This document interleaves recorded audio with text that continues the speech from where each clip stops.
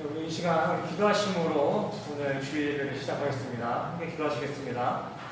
사랑과 은혜가 충만하신 하나님 아버지, 오늘도 우리에게 은혜를 부어주셔서 주님을 사모하는 마음으로 예배 자리에 모이게 하심에 너무나 감사를 드립니다.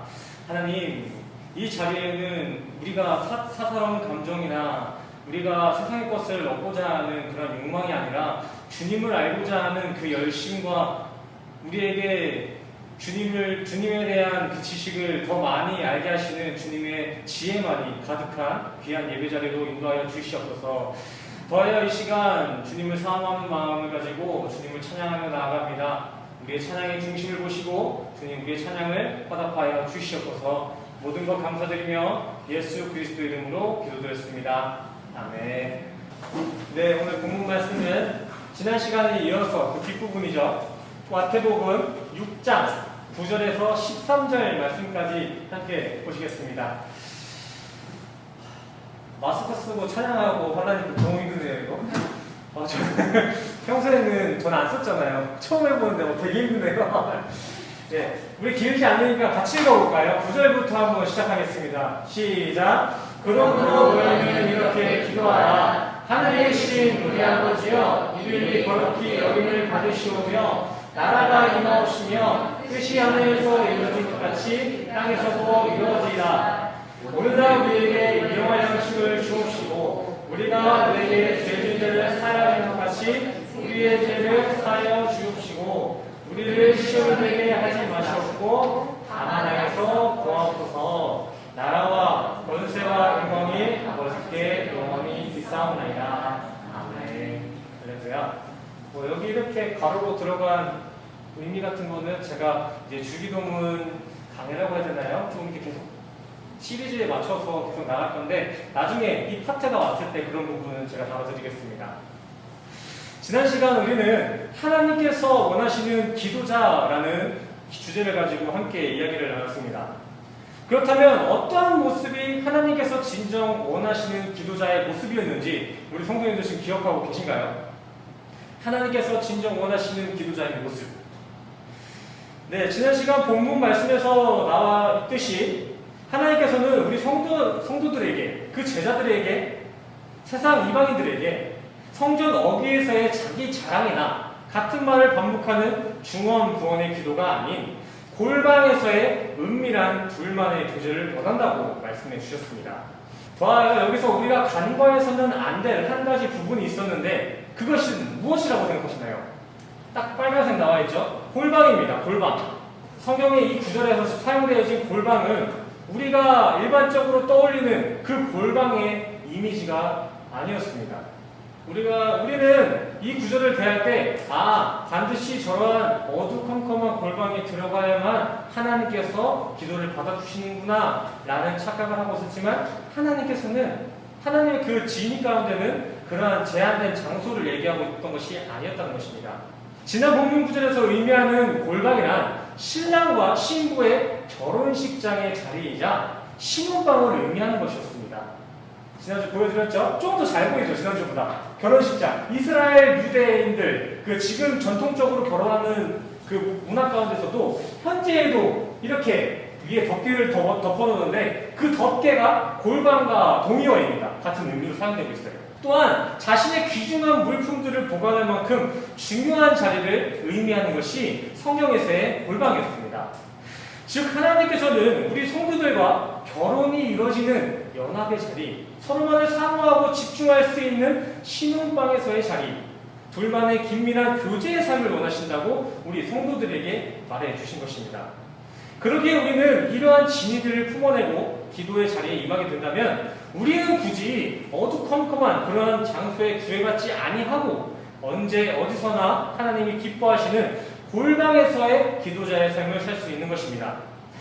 그러기에 우리 성도님들은 기도함에 앞서 기도원이나 어떤 작고 음침한 골방 장소를 물색하기보다는 먼저 하나님께서 진정 원하시는 기도자의 삶, 그 모습이 무엇인지를 이해하고 품어내셔서 언제 어디서나 주님이 원하시고 진정 기뻐하시는 기도자가 되시기를 간절히 소원합니다. 오늘 본문의 예수님께서는 이 내용에 이어서 이러한 기도자들의 모습뿐만이 아니라 그에 합한 기도자의 방향, 내용에 대해서도 가르침을 주셨는데 이것이 바로 주기도문이라는 것입니다. 주기도문. 오늘 함께 보실 주기도문은 예수님의 성육신 그 기간 가운데 산 위에서의 설교, 산상수훈 가장 중앙에 자리 잡고 있습니다. 산상수훈은 마태복음 5장, 6장, 7장 이렇게 이어져서 이야기가 구성되어져 있는데 그 5장, 6장, 7장 중 가장 중앙에 지금 이 주기도문이 기록되어져 있다는 것입니다. 우리는 이러한 성경의 배열들을 단순하게 우연이겠지, 그냥 구조적으로 그렇게 썼겠지라는 시각이 아니라 이러한 배열은 참된 그리스도인의 중심에 심겨져야 할 중요한 내용임을 미리 인지하시고 내용을 살펴볼 필요가 있습니다. 그냥 예수님의 설교 중 우연적으로 그냥 대화의 맥락상에 지금 이 기도의 내용, 주기도문이 중간에 들어간 것이 아니라 신앙인이 되는데 가장 중심의 자리에 위치해야 되는 것이 산상수훈의 주기도문이다 라고 이렇게 이해해 주시면 좋을 것 같아요. 오늘 이렇게 살펴보실 주기도문은 또 다른 형식의 어떠한 행위를 지금 말씀해 주시는 것이 아닙니다. 주기도문은 말 그대로 기도입니다. 기도. 새로운 창조가 아니라 잃어버린 그 본질의 회복된 기도. 그것이 오늘 주기도문입니다. 이 기도는 우리 신앙인들의 마음에 중심된 고백으로서 자신의 믿음의 현주소를 확인할 수 있는 바로미터의 역할이 되기도 합니다. 기도를 통해 우리는 현재 우리가 신앙생활을 이어감에 있어 어떠한 지점에 어떠한 선생을 서 있는지, 나의 믿음의 기초는 어디에 자리하고 있는지 작아진다는 걸 수 있다는 것입니다. 물론 하나님과 아버지 그리고 아들인 그 성도 그 간에는 오답이라는 게 있을 수 없습니다. 아버지와 아들 간의 대화에는 틀림이란 없습니다. 하지만 자신이 현재 어떠한 기도를 드리고 있냐, 어떠한 모습으로 기도에 임하고 있냐는 곧 성도가 현재 어떠한 신앙의 성숙을 이루고 있냐와 비례되고 있다는 것입니다. 성숙한 성도는 어리숙한 기도를 하지 않고 어리숙한 성도에게는 결코 성숙되어진 기도의 제목이 나타날 수가 없습니다. 그렇다면 질문 한 가지 드리겠습니다. 우리 성도님들은 현재 어떠한 기도를 드리고 계신가요? 성숙한 기도, 어리숙한 기도, 우리 모두 각자에게는 여러 가지 기도 제목들이 있을 것이고 또한 자신이 드리고 있는 이 기도 제목이 성숙된 기도인지 하나님께서 원하시는 기도가 맞는지 라는 고민도 있으실 것입니다. 오늘 보실 주기도문은 바로 이러한 성도의 기도의 제목에 있어 올바른 판단을 할 수 있는 기준을 제시해 줍니다.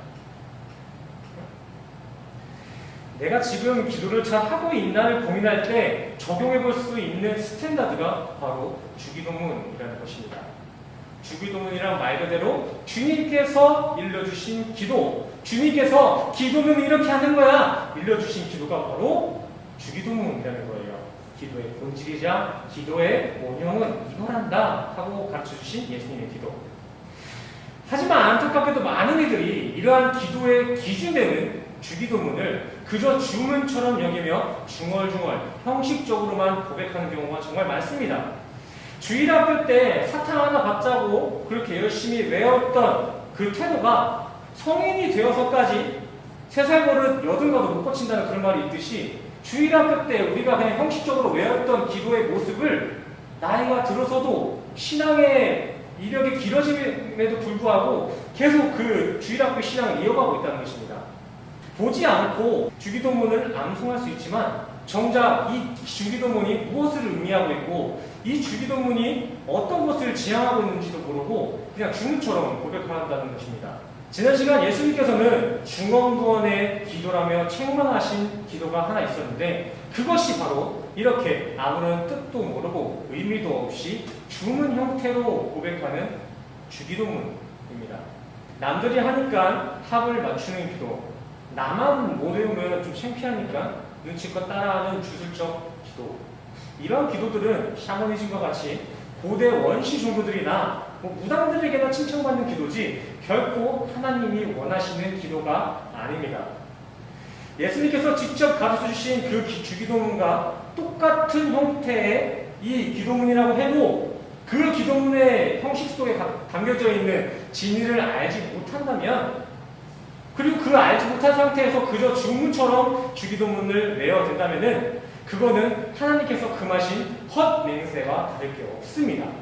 똑같은 글자, 국사, 붙이기를 한다 한들 그 안에, 그 주기도문이라는 형식 안에 담겨있는 진리를 깨닫지 못한다면은 그건 예수님께서 기도란 이런 거야 라고 했을 때 그 안에 담겨진 그 마음에서 벗어난다는 것이죠.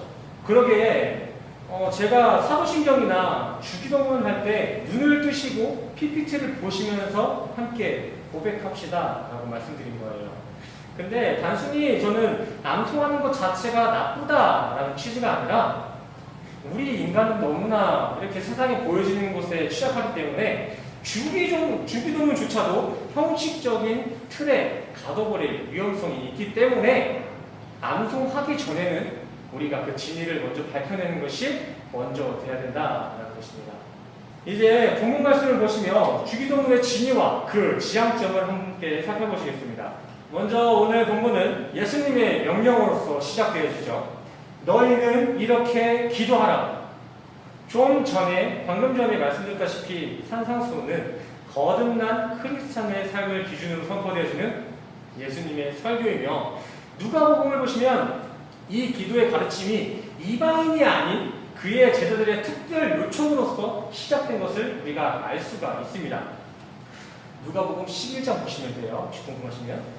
즉 오늘 본문 말씀은 너희가 정말 나의 제자로서, 너희가 진정 크리스찬으로서 기도하길 원한다면 반드시 이렇게 기도해야 한다라는 예수님의 답변 메시지라는 거예요. 너희가 정말 나의 제자라면, 나의 성도라면 모호한 주술적인 기도가 아니라 결국에는 이러한 기도만이 너희의 입에서 고백되어질 것이다. 이러한 기도만이 너희의 삶에 자연스럽게 흘러나갈 것이다 라는 이야기입니다. 그러기에 앞서 말씀드린 것과 동일하게 주기도문은 이러한 기준을 가지고 우리 신앙이 어느 위치에 도달하고 있는지, 우리가 정말 참된 크리스찬을 판단할 수 있는 바로미터가 되어줍니다. 그러기에 자신이 해왔던 신앙의 이력들이 아무리 길고 화려하다고 한들 지금 현재 들어지고 있는 자신의 기도의 제목들이 주기도문의 진화와는 좀 거리가 멀어져 있는 상태라면은 우리는 지금껏 해왔던 그 신앙의 이력들을 뒤로 하고 다시 자신의 신앙을 고찰해볼 필요가 있습니다. 자, 이러한 참 성도가 결국 고백해낼 기도의 메시지, 주기도문은 이렇게 시작되어집니다. 하늘에 계신 우리 아버지여, 이름이 그렇게 여김을 받으시오며. 현대 기독교에서는 하나님을 자연스럽게 아버지라고 부르기도 하고, 주는 나의 친구다라고 고백하며 하나님을 우리의 참 벗되심으로써 찬양하고 예배드립니다. 하지만 예수님 당시 때까지만 해도 하나님은 나의 친구다, 하나님은 나의 아버지다 라고 하는 고백은 반율법적인 행위로서 하나님의 이름을 망령되이 여긴다는 책망받은 일로서 여겨졌습니다. 하나님을 표기할 때도, 하나님이라는 그 글을 쓸 때에도 그들은 하나님 이렇게 직접 적지 못했어요. 어떠한 기호를 적거나 그를 상징하는 어떤 글자를 만들어서 표기했지, 하나님의 이름은 이만큼 권위와 위험이 있었습니다. 율법으로 둘러싸여 있었어요. 조금 구시대적인 발상이겠지만 2000년 전까지만 해도 하나님은 나의 아버지십니다, 하나님은 나의 친구십니다 라는 그러한 기도를 했으면 곤장을 맞을 수도 있었어요. 실제적으로도 신약 당시에 사용되었던 그 원어를 살펴보시면 파테르, 하나님을 아버지자라고 부른다는 고백은 진짜 혈연관계가 전제되어진 상태에만 사용되었던 관계적인 표현이었습니다. 아버지와 아들과의 그 혈연관계를 표현한 것이 저 아버지였다고요. 요즘에는 뭐 지나가는 아저씨나 좀 노인들만 보시면 아버지, 아버님 괜찮으세요? 아버님 도와드릴까요? 이런 식으로 아버님, 아버지라는 단어를 편하게 사용하지만 이 당시 때 지금 여기에 사용되는 저 파테르, 아버지라는 개념은 진짜 아버지와 아들과의 혈연관계를 나타내는 관계적인 표현이었다고요. 그럼에도 예수님께서는 지금 제자들에게 파테르, 아버지의 이름으로 기도하라 이렇게 명령하셨습니다. 이것은 예수님께서 율법에 대하여 무지하거나 혹은 예수님은 율법을 초월하시기 때문에 율법을 무시한 것이 아닙니다. 예수님께서는 지금 기도에 있어 우리는 인간과 신의 관계, 멀어진 관념의 관계로서가 아니라 같은 씨를 가진 아버지와 아들의 관계로서의 대화, 프로슈코마이의 기도로서 하나님께 나가야만 한다고 지금 가르치고 계신 것입니다.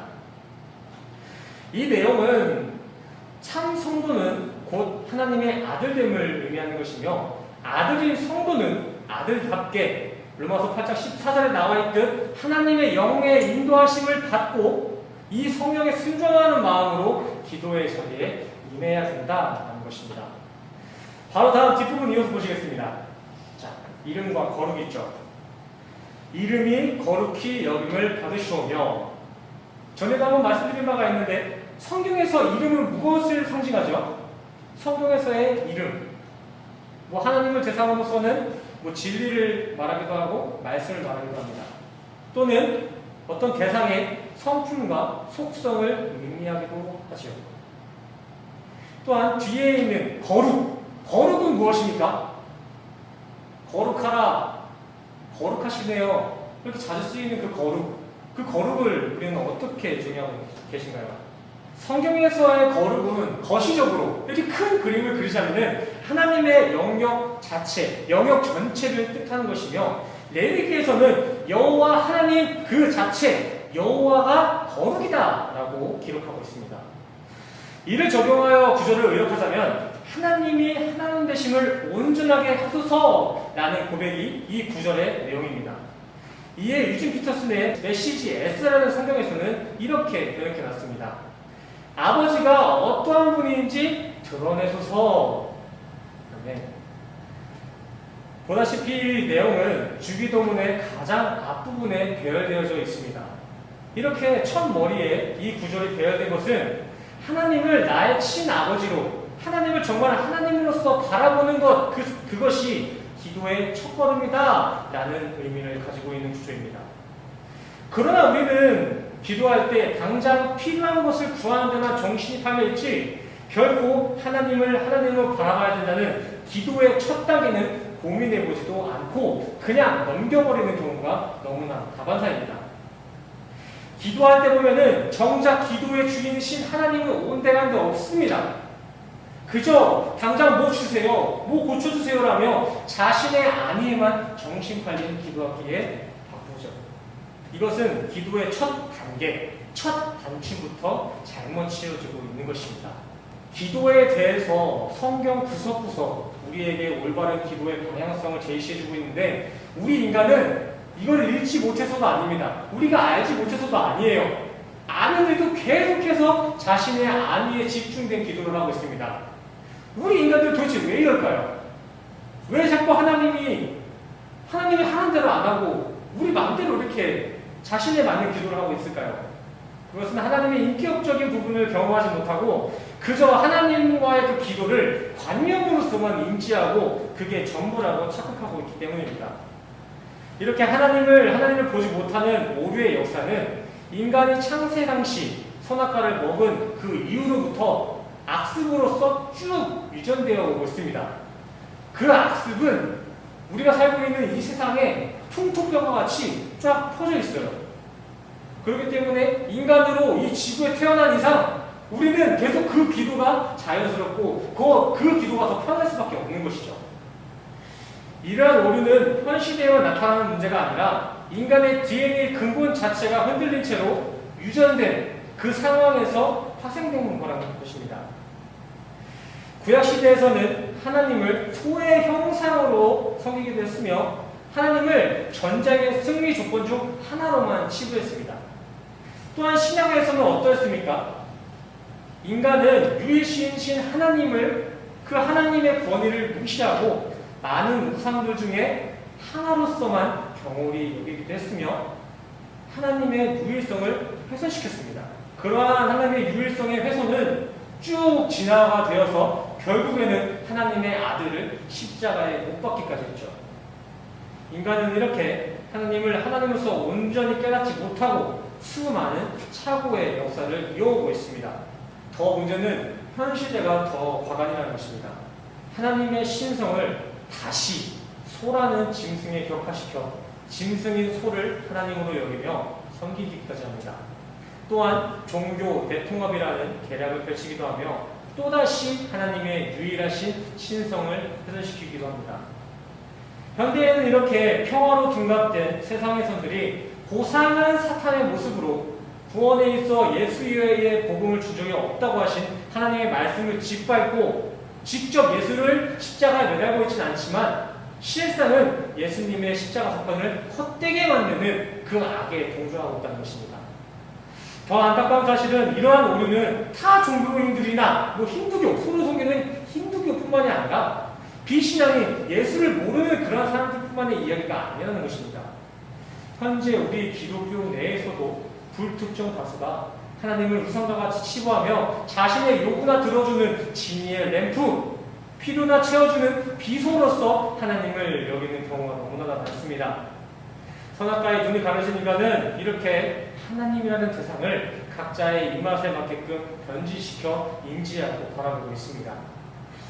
그러기에 예수님께서는 기도를 설명하는 그 중대한 설교 자리에서 가장 먼저 서두에 하나님을 온전히 바라보라 라고 말씀하신 것입니다. 선악과의 눈 먼 자들아 눈을 떠라, 선악과의 귀 먹은 자들아 그 귀를 열어라. 하나님께서는 이미 이사야 42장 말씀을 통해서 나의 택한 종들아 나는 너희의 멀어버린 그 눈을 밝힐 것이며 지하 감옥에서 갇힌 너희를 해방시킬 것이다 라고 말씀한 것 같습니다. 예수님은 지금 새로운 창조를 하신 것, 창조의 내용을 만들어내신 것이 아니라 이미 하나님께서 이사야를 통해서 말씀하신 그 말씀들을 성취시키고 계신 것입니다. 이렇게 주기도문은 시작부터 이 첫 마디부터 너무나 많은 내용들이 담겨져 있습니다. 근데 이러한 어마어마한 진리들을 우리는 형식으로서만 주문처럼 외웠던 거예요. 또 이렇게도 생각할 수 있을 것 같아요. 이렇게 주기도문에 대해서 아직 제대로 들어가지도 않았습니다. 처음 기도하라 하늘에 계신 우리 아버지여 이렇게 첫 마디 가지고도 이렇게 잘못된 부분이 많다며 지적하고 있고 대에 짚어보려는 이런 시도에 있어서 나는 그런 기도 못하겠다. 솔직히 나는 뭐 필요합니다. 뭐 도와주세요라는 그 기도도 제대로 못하고 있는데 어떻게 저런 기도를 내가 할 수 있어? 난 포기할래? 라고 하시는 분도 있으실 수 있습니다. 누구나 그럴 수 있습니다. 당연하게.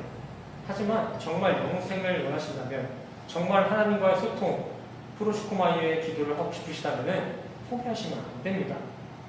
하나님께서는 우리를 세우실 때 그 능력을 함께 우리에게 주신다고 하셨습니다. 이 말은 즉슨 우리에게 너네는 이렇게 기도해야 된다 라고 하심과 동시에 우리에게는 그러한 주기도문, 하나님이 말씀하신 그 진리를 품어낸 그 기도를 해낼 수 있는 능력이 함께 있다는 것입니다.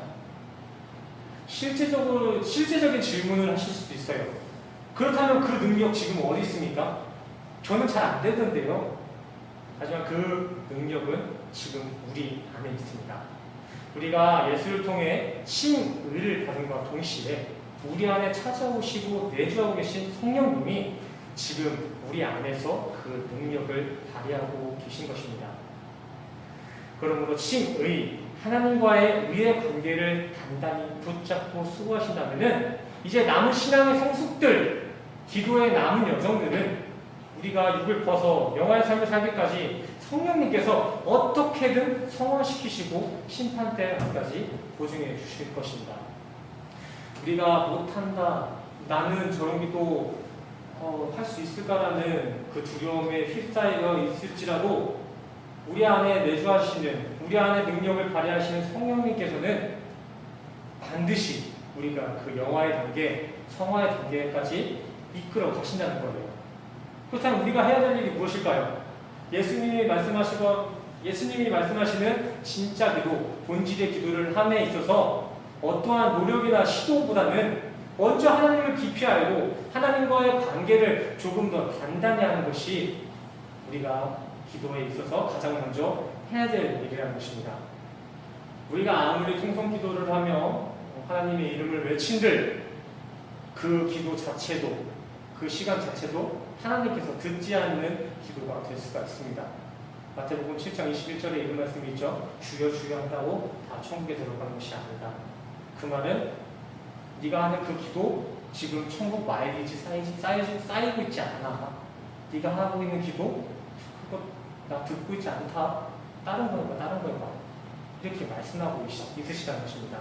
우리는 기도를 함에 있어서 어떠한 형식을 먼저 구하기보다는 어떠한 것이 하나님께서 원하시는 기도인지 그것부터 먼저 파악하셔서 정말 아버지의 이름으로써 온전한 아버지의 이름으로써 기도하며 나아가시는 우리 성도님 되시기를 간절히 소원합니다. 오늘 이렇게 앞구절 9절과 10절까지만 이렇게 바라봤는데 우리 다음 시간에는 이름이 거룩히 여김을 받으시오며 이 다음 내용이 나라가 임하옵시오며 라는 그 내용을 가지고 같이 교제를 이어 나가시겠습니다. 기도하시겠습니다. 사랑과 충만하신 하나님 아버지, 오늘도 우리에게 은혜를 도와셔서 진정한 기도에 대해서, 기도의 본질인 주기도문에 대해서 우리에게 말씀 주시면 너무나 감사드립니다. 아직 많은 부분을 다루지 못하였지만 분명한 사실은 우리가 기도함에 있어서 가장 중요하고 가장 먼저 되어야 될 것은 하나님으로 온전히 바라보는 것, 하나님이 어떠한 분이신지 정확히 알아야 되는 것을 알게 되었습니다. 주님, 헛된 양식들을 구하는 것이 아니라 하나님의 이름으로서 하나님이 원하시는 하나님의 뜻을 구하며 나아가는 참된 기도의 제물로 우리 동부들을 인도하여 주시옵소서. 더한 시간, 장소가 협소함에도 불구하고 주님을 사모하는 마음으로 이 자리에 나와 예배를 드리고 찬양하며 물질로서 주님 앞에 봉헌합니다. 드려지는 일들의 중심을 보시고 그 중심으로서 기뻐 받아 주시옵소서. 한 주간을 다시 살아갈 때에도 한 주간을 다시 살아가는 그 기도 생활 가운데에서도 그 신앙 생활 가운데서도 주님께서 주님의 이름으로 우리와 함께 해주실 걸 믿사오며 예수 그리스도의 이름으로 간절히 기도드렸습니다. 우리 이 시간 축도하기 전에 우리 주기도문을 함께 고백하기 원합니다. 앞에 PPT에 주기도문이 띄어져 있습니다. 되도록이면 눈을 뜨시고 한자 한자 글자를 보시면서 함께 주기도문으로 고백하시고 그 다음에 축도하시겠습니다. 주기도문 하시겠습니다. 하늘에 계신 우리 아버지여, 이름이 거룩히 여김을 받으시오며 나라에 임하옵시오며 뜻이 하늘에서 이루어진 것 같이 땅에서도 이루어지이다. 오늘날 우리에게 일용할 양식을 주옵시고 우리가 우리에게 죄진 자를 사하여 줄 것 같이 우리 죄를 사하여 주옵시고 우리를 시험에 들게 하지 마옵시고 다만 악에서 구하옵소서. 대개 나라와 권세와 영광이 아버지께 영원히 있사옵나이다. 아멘. 네, 가슴에 손을 얹고 함께 축도하며 나가시겠습니다. 축도하시겠습니다. 지금 우리 주 예수 그리스도의 은혜와 십자가에서 완성하신 주님의 참 사랑과 인자하심이 지금 이 자리에 모이신 우리 성도님들의 머리머리 위에 지금으로부터 영원까지 함께 하시기를 간절히 축원하옵나이다.